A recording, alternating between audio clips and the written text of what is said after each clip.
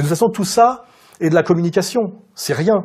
C'est peanuts. Hein. C'est toujours comme Mera ou le type de Belgique, donc on vient de découvrir qu'il a peut-être aiguisé le couteau, qui a permis de couper la tête du journaliste, qu'il aurait été reconnu. C'est-à-dire que là, on voit vraiment des manipulations, je le dis, grossières pour ménagères de moins de 50 ans, où d'un seul coup, les types servent à tout et à n'importe quoi, et on vous fait croire qu'il y a un djihad planétaire qui va bientôt envahir la France, et que la France est à la veille d'une guerre de religion, parce qu'il y a quelques couillons de banlieue entièrement sous contrôle de la DCRI, et entièrement manipulé par les divers services occidentaux, américains, israéliens, anglais, etc. On se rappelle que Mera était allé et au Pakistan et en Israël. Il faut avoir 2 passeports et qu'il avait un officier traitant de la DCRI. C'était pas juste un petit dealer qui avait basculé. Hein. Donc on a toujours les mêmes logiques de manipulation.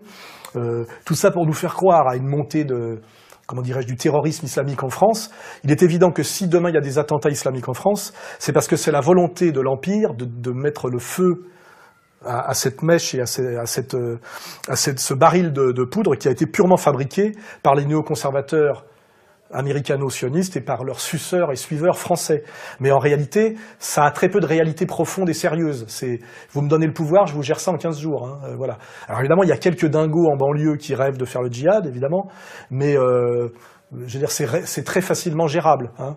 Mais par contre, si l'État français et l'État profond et l'Empire a décidé de créer la guerre civile en France en manipulant tout ça, effectivement, ça peut être dangereux.